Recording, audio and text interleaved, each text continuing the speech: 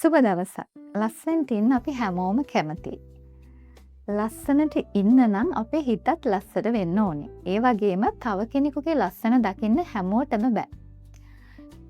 කෙනෙක්ගේ ලස්සන දකින්න නම් ඒ කෙනාගේ ලස්සන හදවත වගේම ලස්සන ඇස් දෙකක් තියෙන්න ඕනේ. සාමාන්‍යයෙන් අපි කෙනෙක්ව ලස්සන කරලා සතුටු වෙන්න පුළුවන් එකම කෙනා විදිහට අපි දකින්නේ රූපලාවන්‍ය සම්බන්ධ වෙන රූපලාවන්‍ය ශිල්පීන් හා ශිල්පිනියන්.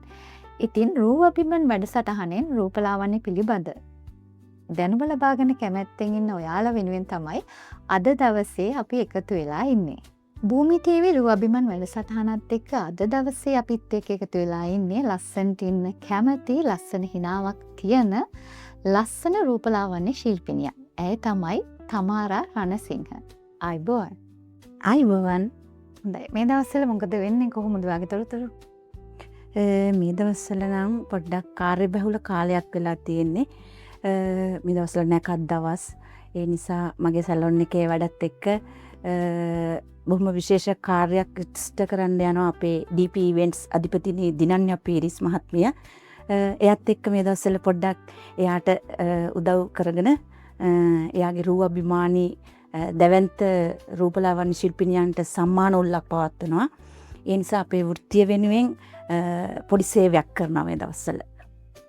හොඳයි. එතකොට දැන් වාගේ රූපලාවන්‍ය ශාස්ත්‍රය පිළිබඳව අපි චුට්ටක් කතා කරොත් දැන් රූපලාවන්‍ය ශාස්ත්‍රයට කොහොමද පිවිසෙන්නේ? එතකොට ඔයාගේ අත්දැකීම් මොනවද? ඒ වගේම දැන් ඔයා කොපමණ කාලයක් වෙනවද දැන් මේ රූපලාවන්‍ය ශාස්ත්‍රයට සම්බන්ධ වෙලා?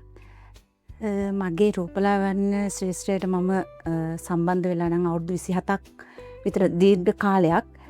හැබැයි කෙටි කාලීනව රූපලාවන්‍ය ශාස්ත්‍රය නවත්තලා තිබුණා. ඊට පස්සේ දැන් වසර 10ක පමණ ඉඳන් ඒකාකාරීව රූපලාවන්‍ය ශාස්ත්‍රයේ නියැලලා සිටිනවා. මම සැලොන් දෙකක් පවත්වාගෙන යනවා. දැන් తాවකාලිකව එකක් වහලා එකක් කරගෙන යනවා.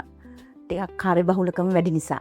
හරි. දැන් සාමාන්‍යයෙන් ඔයගේ සැලොන් එකට ආවහම අපිට ලබා ගන්න පුළුවන් සේවාවන් මොනවද? මම කරන සේවාවන් තමයි මම විශේෂයෙන් කැමති මගේ වෘත්තියේ මං ආසම දේ තමයි ලස්සන කරන්න. මං ටිකක් අමුතු දේවල් කරන රූපලාවන්‍ය ශිල්පිනියක්. මම මගේ සැලොන් එකේ මම දැනට කරගෙන යනවා hydra facial, hair cut, colour, fashion colours, bridal, normal dressing, keratin treatment වැනි ගොඩක් දේවල් කරගෙන යනවා මගේ සැලොන් එකේ. මේ අවස්ථාවේ වෙනකොට හොඳ කස්ටමර් බේස් එකක් එක්ක මම පවත්වාගෙන යනවා. අපි සාමාන්‍යයෙන් රූපලාවන්‍යකාරයකට යනකොට අපි රූපලාවන්‍ය ශිල්පිනිය හෝ ශිල්පියා දකිද්දී කෙනෙකුට කැමැත්තක් ඇති වෙන්න පුළුවන්. සාමාන්‍ය රූපලාවන්‍ය ගාරේ දකිද්දිත් අපිට කැමැත්තක් ඇති වෙන්න පුළුවන්.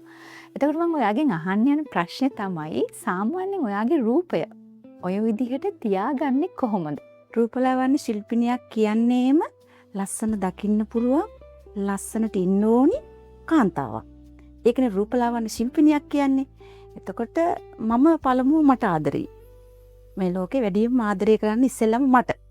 මොකද මම ලස්සනට හිටියොත් තමා තව කෙනෙක්ව ලස්සන කරන්න පුළුවන් සහ තව කෙනෙක්ගේ ලස්සන දකින්න පුළුවන්. ඒ නිසා මම ඉස්සෙල්ලම මාව මං ලස්සන කරලා තමයි සතුටු වෙන්නේ. ඊට පස්සේ මට එන සේවාදායකයා ලස්සන කරලා මං සතුටු වෙනවා. හරි. සාමාන්‍යයෙන් මං කාන්තාවන් කියන්න අකමැති ප්‍රශ්නයක් ගැන තමයි මම ඔයාගෙන් අහන්න යන්නේ. සාමාන්‍යයෙන් කාන්තාවක් තමන්ගේ වයස සාමාන්‍යයෙන් කියන්න චුට්ටක් අකමැතිනේ. මං ඔයාගේ වයස ගැන අහුවොත් ඔයාට වයස කියන්න පුළුවන්ද? ඔයා හිතන්නේ දැන් කීයක් විතර ඇද්ද? මට වයස මං කියන්න ලැජ්ජ වෙන්නේ නැහැ. මම රූපලාවන්‍ය ශිල්පිනියක් වශයෙන් මම මගේ වයස සාමාන්‍යයෙන් මං ඕන තැනක කියන කෙනෙක්. මං හරි ආඩම්බරයි හැබැයි. මට අවුරුදු 50ක්. මට ඉන්නවා හොඳ ලොකු ඉලන්දාරි පුත්තු දෙන්නෙක්. මං ඉතින් මගේ වයස කියන්න ලැජ්ජ වෙන්න ඕනේ නැහනේ. මං ඒ නිසා මට අවුරුදු 50ක් කියලා මං හරි ආඩම්බරෙන් කියනවා හැබැයි.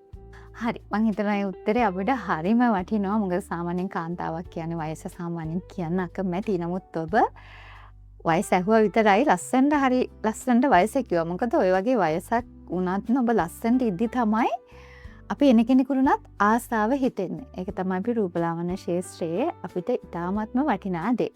ඉතින් මේ වෙලාවේ මම දැනගන්න කැමතියි ඔයාට රූපලාවන්‍ය ශාස්ත්‍රයත් එක්ක යද්දී මොන වගේ තරඟවලට සහභාගී වෙලා තියෙනවද, මොන වගේ දේවල් ලැබිලා තියෙනවද? දැන් මේ වෙනකොට සම්මාන එහෙම ඔබට ලැබිලා තියෙනවද? මම ඔබ ගැන පෞද්ගලිකව දන්න දෙයක් තමයි මම දන්න ඔබ සම්මානලාභියෙක්. ඉතින් අපි චුට්ටක් ඒ ගැන කතා කරමු. ඔව් මම මේ වෙනකොට සම්මාන රාශියක් ලැබලා තියෙනවා. මම පළමුවෙනි මනමාලිය ඇන්දුවේ මට වසර 20 දී මට අවුරුදු 20යි. එතකොට ඊට පස්සේ වසර 7ක් පමණ කාලයක් මම විදේශගත වෙලා හිටියා. ඊට පස්සේ මම විවාහ වුණා. ඊට පස්සේ දරුවොත් එක්ක ඒ ශ්‍රේෂ්ඨ නියැලෙන්න බැරි නිසා මම ඒකට කැපවීමක් මට කරන්න බැරි නිසා මම ඒ ශ්‍රේෂ්ඨයෙන් අයින් වෙලා හිටියා. ආයිත් මං ඒ ශ්‍රේෂ්ඨයට ඇවිල්ලා තරඟ කරලා සම්මාන ලබලා මේ වෙනකොට මට තියෙනවා ගෞරව සම්මාන 3ක් රන් සම්මාන සාරංගනාවි කෞරී සම්මාන රූපබා තරඟාවලියේ ජයග්‍රහණය කරලා තියෙනවා. තව එකිනෙකී ගොඩක් සම්මාන සහතික තියෙනවා මට. මං ඉතින් ඒවත් ටිකක් වෙන්න මගේ සැලොන් එකේ මම ඒව ප්‍රදර්ශනය කරලා තියෙනවා.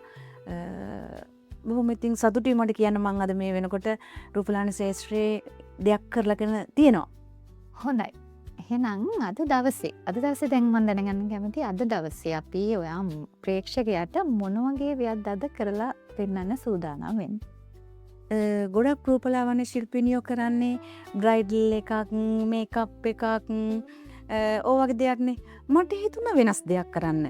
මට හිතුණා ගොඩක් අය අඩුවෙන් කරන හෙයා කට් එකක් වගේ කරලා අලුත් රූපලාවන්‍ය ශිල්පිනියන්ට අර එකකම නියලා ඉන්නේ නැතුව දැන් බියුටිෂියන් කෙනෙක් කියලා හිතුවාම සමහරු හිතන්නේ මේ මේකප් එක විතරයි, හෙයා ස්ටයිල් එක විතරයි එහෙමනේ නෑ.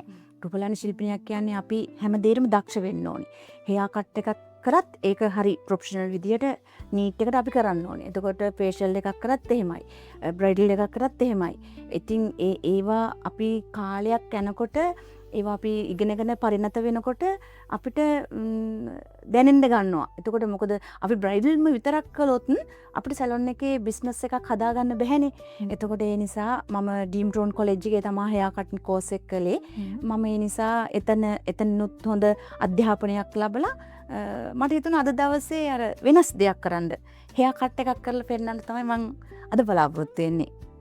හරි. එහෙනම් අපි වැඩි කාල වේලාවක් ගන්න නැතුව දැන් අපි හෙයා කට් එකක් කරන්නේ කොහොමද කියලා ප්‍රායෝගිකව බලන්න තමයි මේ අපි සූදානම් වෙන්නේ. තමාලා ඔයාට පුළුවන් මේක ප්‍රායෝගිකව අපිට කියලා දෙන ගමන් වැඩ කටයුත්ත කරගෙන යන්න. හරි. ඕකේ. මම දැන් මේ ලෝන් ලේ එකක් තමයි කපන්න යන්නේ. එතකොට මම මේ සේවාදායකයාගේ යාට ගොඩක් ෂෝට් කරන්න බෑ. මෙයාගේ ලෝන් ලේ එකක් මෙයා ඉල්ලපු නිසා මම සෙක්ෂන් 3කට බෙදා ගන්නවා. දැන් සාමාන්‍යයෙන් ඕන කෙනෙක් කොණ්ඩේකට හෙයා කට් එකකට කැමති වුණොත් කොණ්ඩේටත් ආසයි. එතකොට එන කෙනා කියනවා කොණ්ඩේ ලෙන්ත් එකක් තියලා හෙයා කට් එක කරලා දෙන්න කියලා නේද? ඔව් ඒගොල්ලෝ කැමති එහෙමනේ. දැන් ගොඩක් ලස්සනට පේන්න දිගු වර්ලසක් තියෙන කෙනෙක් හැම වෙලේම බලන්නේ ඒ කේශ කලාපය ලස්සනට තියාගන්නනේ. එතකොට එයා හැම වෙලේම බලන්නේ ඒක තියෙනවට වැඩිය ලස්සනට දකින්න. එතකොට එයාට අවශ්‍ය විදිහට තමයි මම කට් එක කරලා දෙන්නේ.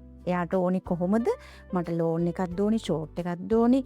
එහෙම කිව්වට පස්සේ මම එයාගේ ඉස්සෙල්ලාම අහනවා ඔයාට කොච්චරක්ද ලෙන්ත් එක තියන්න ඕනි අන්තිමට. ඒ තියලා ඒ ලෙන්ත් එකත් එක්ක තමයි මම කට් එක කරන්නේ. සාමාන්‍ය හෙයා කට් එකට අපිට කුපවන වෙලාවක් ගන්න පුළුවන්. කොච්චර මට නම් හෙයා කට් එකට ලොකු වෙලාවක් යන්නේ නැහැ. පොඩ්ඩක් සෙට් කරලා දෙන්න තමයි පොඩ්ඩක් කාල වෙලාව යන්නේ. නැත්තම් මට සාමාන්‍යයෙන් හෙයා කට් ඔබේ පළපුරුද්දත් එක්ක හෙයා කට් එකට එච්චර වෙලාවක් යන්නේ නැහැ. මම සාමාන්‍යයෙන් ලෝන් ලේ එකක්, ෂෝට් ලේ එකක් විනාඩි 15ක් වගේ පොඩි කාලෙකදී කපලා සෙට් කරලා දෙනවා.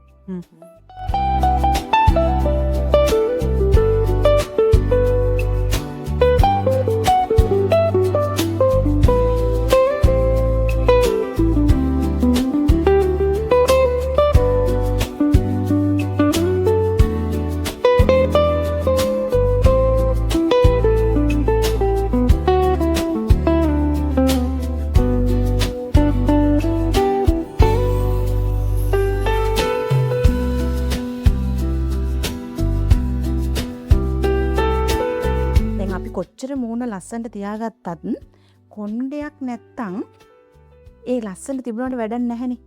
එතකොට අපි ඒ කොණ්ඩෙත් අපිට වයස අඩුවෙන් පෙන්වන්න අපිට ෂෝට් hair එකක් දැම්මොත් ඒක පොඩි වයස ප්‍රමාණයක් අඩුවෙන් පේන විදිහට මේ hair පැත්තෙනුත් තියෙනවා අලංකාරණය කරන්න යන්න ට්‍රික්ස් ගොඩක්. එතකොට අපි ඒවා දැනගෙන ඕනි.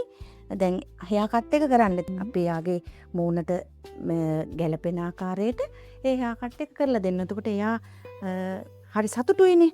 දැන් සමහර මගේ කස්ටමර්ස්ලා ඉන්නවා. ඉතින් මම කොණ්ඩේ කපලා දුන්නාම ඒගොල්ලන්ට හිතනවට වැඩිය හරි සතුටුයි. කොණ්ඩේ දැක්කහම ආනේ කියන තරමටම මං hair cut එක කරලා දෙනවා. ඒක මගෙත් සතුටක්. මොකද මම එයා සතුටු වෙන තරමටම මාත් සතුටු වෙනවා.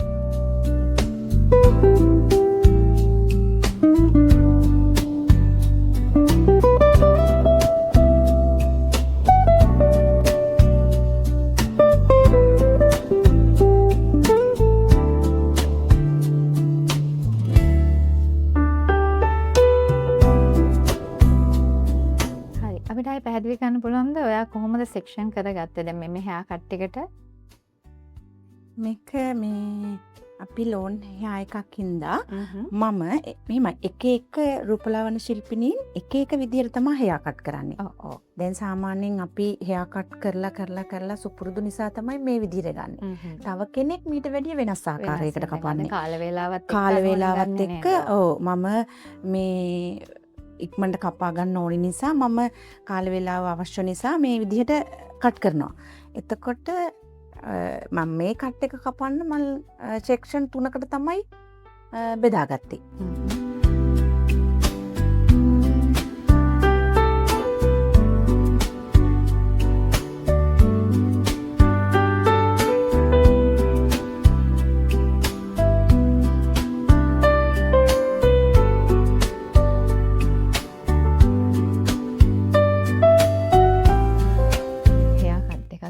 සාමාන්‍යයෙන් හොඳ පළපුරුද්දක් තියෙන්න ඕනේ නේද?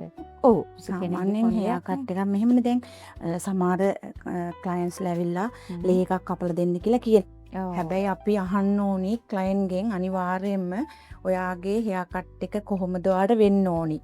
ඔයාගේ length එක කොච්චරක්ද? ඔයා ඉල්ලන්නේ මොන විදිහටද? අපි ඒක අහලා තමා. මොකද මේක කැපුවට පස්සේ අපිට කොණ්ඩේ අලවලා දෙන්න බැහැනේ. අපි මේ hair එක කට් කරාට පස්සේ අපිට මොකුත් කරන්න බෑ. මොකද ඊට පස්සේ එයාගේ එවලේ කරන්න දෙයක් නැතිකමට එයා යනවා. හැබැයි අපේ කස්ටමර් ඊට පස්සේ අපිට නැති වෙනවා. මොකද එයා කියපු විදිහට නෙමෙයිනේ අපි මේ hair cut එක කරලා දුන්නේ. ඒ නිසා අපි හැම වෙලේම තැන දෙන්න ඕනි අපේ ක්ලයන්ට්. hair cut එකක් කරද්දී අපිට ලොකු වගකීමක් තියෙනවා නේද? අනිවාර්යෙන්. මොකද මේ කොණ්ඩේ කැපුවට පස්සේ අලවන්න බැහැනේ. එතකොට අපි අනිවාර්යෙන් hair cut එකක් කරනකොට එයාගෙන් අහලම ඕනි කරන්න. මොන විදියටද කරන්න ඕනි, මොන කොහොමද වෙන්න ඕනි, feather එකක්ද, ලේ එකක්ද, short ලේ එකක්ද, හැම එකම අපි අහලා තමයි තීරණ ගන්න ඕනි. දැන් අපි ඔය කරන්නේ එකම ප්‍රමාණයට කොණ්ඩේ කපා ගන්නව නේද? ඔව් මේ එක length එකක් එක්ක තමයි මෙයාගේ දැන් ලෝන් එකට යන්න ඕනි නිසා length එකෙන් length එක තමයි අඩු කරන්නේ.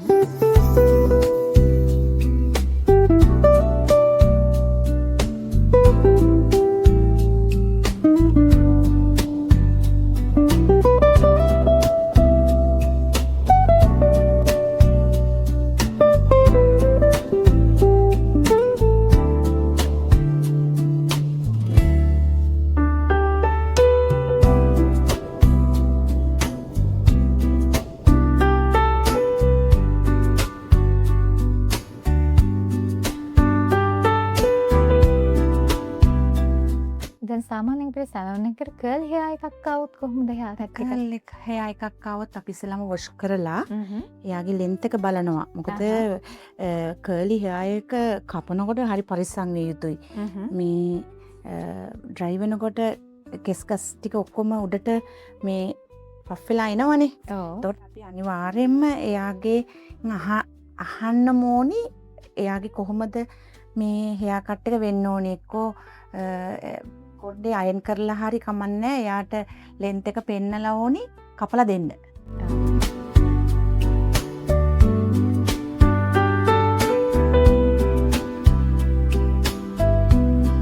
එකේ සනුවත් අපි හෙයා කට් එක තෝරගන්න ඕනේ ඔව් නේද? දැන් මේ සමහර හෙයාස් නැහැනේ. සමහරුන්ගේ කොණ්ඩේ නැහැ.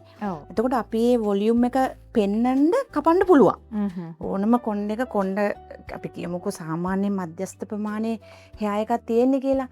අපි එතකොට ලෙන්ත් එක පෙන්නලා අපිට කපලා දෙන්න පුළුවන්. සාමාන්‍ය හෙයා කට් එකට පුළුවන් අපේ ලෙන්ත් එක වැඩි කරන්න නේද? ලෙන්ත් එක වැඩි කරලා පෙන්වන්න පුළුවන් සහ අර වයස අඩු කරලා පෙන්වන්න අඩු පුළුවන්. කරන්න පුළුවන්. දැන් අපි ඉස්සරහා කොටස ගද්දී පිටිපස්ස කොටසත් එක්ක මොකද්ද තියෙන වෙනස? කොහොමද අපි ඒක කරන්නේ? දැන් ඉස්සරහා මෙයා දැන් අපි ඉස්සෙල්ලාම අහන්න ඕනේ ඔයාට ෆ්‍රෙන්ච් එක කපලා ඕනිද? දැන් පෙලක් අය ආසයිනේ හෙයා කට් එකේදී ෆ්‍රෙන්ච් එකක් පෙලක් අය ඉල්ලනවා. එතකොට ඒ හෙයා කට් එකේදී ඒගොල්ලෝ කැමති විදිහට තමයි ඉස්සරහා කපලා දෙන්න ඕනේ. අපි කොහොම කළත් කට් එක අවසානයේදී අපි බලන්න ඕනි මේ කොණ්ඩේ හරියට කැපුණද නැද්ද කියලා බලන්න. අනිවාර්යෙන් මේ කොණ්ඩේ අපි එකතු කරලා ඒක තමයි වැදගත්ම දේ නේද? වැදගත්ම දේ. අපේ හෙයා කට් එක හරියටම කැපිලා නම් ඔව්. අපි මෙහෙම උඩට කරාම මේ ටික එක සමානවම එන්න ඕනේ.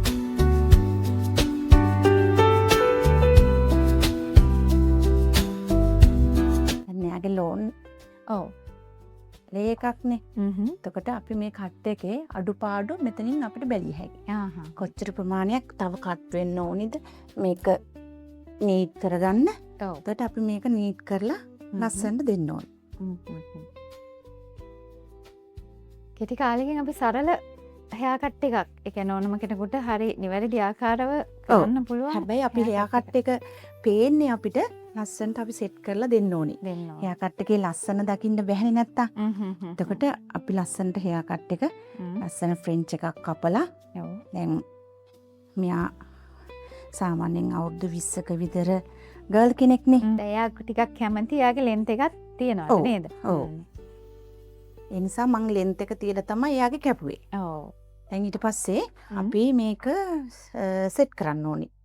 හරි. දැන් ඒ කියන්නේ අපි හෙයා කට් එක කරගෙන ඉවරයි. දැන් ඒක අපි අවසානයේ ලස්සන නිමාවක් දෙන්න ඕනේනේ. ඔව්. දැන් අපි ඒක සෙට් කරගන්න යන්නේ. දැන් මං ඊට පස්සේ හිතන්නේ අපි අපි කෙටි කාලෙකදී හරි ලස්සන හෙයා කට් එකක් හරි ලස්සන නිමාවක් දකින්න තමයි මේ අපි දැන් ඔව්. මේ වෙලාවේ සූදානම් වෙන්නේ බලමු අපේ අවසාන නිමාව කොහොම වෙයිද කියලා.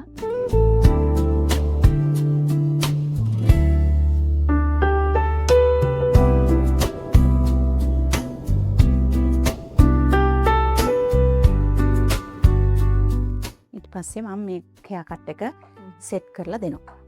එතකොට දැන් අපි කිව්වා වගේ අපිට හෙයා කට් එකට උනත් එක එක්කෙනාගේ පළපුරුද්ද අනුව එකින් එකට වෙනස් ඔව් වෙනස් එක එක්කෙනා කරන ක්‍රමවේදී වෙනස්. දැන් මම කරන්නේ එක විදිහකට. ඔව්. තව කෙනෙක් කරන්නේ තව විදිහකට. ඉතින් ඒ නිසා හැකියාව කියන්නේ අපි දක්ෂ වෙන්න ඕනි හෙයා කට් එක පුළුවන් තරම් කොට නොකර ලෝන් එකක් දැන් සමහර අය ඉන්නවා දැන් සැලොන් එකට වුණත් ඇවිල්ලා කියනවා මෙහෙම වුණා අර එහෙම වුණා හෙයා කට් එක ෂෝට් කළා මේ මට ඕනේ මම බොහොම අමාරුවෙන් කොණ්ඩේ වවාගෙන ආවේ මේ මට කට් එක කරලා දෙන්න කියලා. ඔව්. එතකොට මං ඉතින් එයාගේ උඩරිම ලෙන්ත් එක බලලා තමයි කට් එක කරලා දෙන්නේ.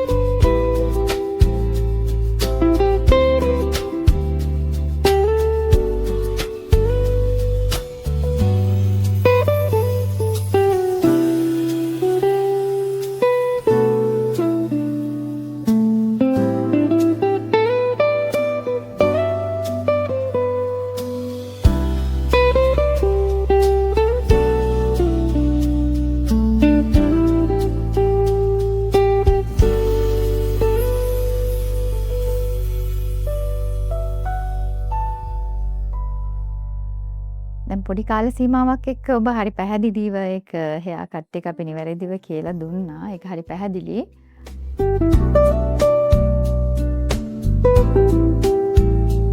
දැන් මගේ මොඩලට ඕනේ කිව්වේ ලෝන් කට් එකක්. ඕකේ. මම එතකොට මේ දැන් ලෙදස් මම දැන් මේ කැපුවේ කට් 6කට වගේ. එතකොට මේක 9කට වගේ කැපුවා නම් මේ උඩට කරලම කැපුවා නම් මේ විදිහෙම තමයි උඩට වෙන්නේ. එතකොට හරි ලස්සනයි. හැබැයි මේ කට් එක දැන් මෙයාගේ ලෙන්ත් එක මෙයාට ඕනේ කිව්වනේ. ඔව්. ඒ නිසා මම මේ ලෙන්ත් එක තියලා තමයි කැපුවාට පෝනියක් ඕනනම් දාන්න පුළුවන්. ඕනනම් හාෆ් දාන්න පුළුවන්. කස්ටමර් සැටිස්. එතකොට මේකට තව අපි කලර් එකක් දාන්න පුළුවන් මේ ලේයර්ස් ටිකට. එතකොට බොහොම හරි ලස්සන හෙයා කට් එකක්. පුංචි කාලයක් ඇතුළත මං හිතනවා හරි ආකාරව නිවැරදි ආකාරව වලට පැහැදිලි වුණා කියලා මේ හෙයා කට් එක.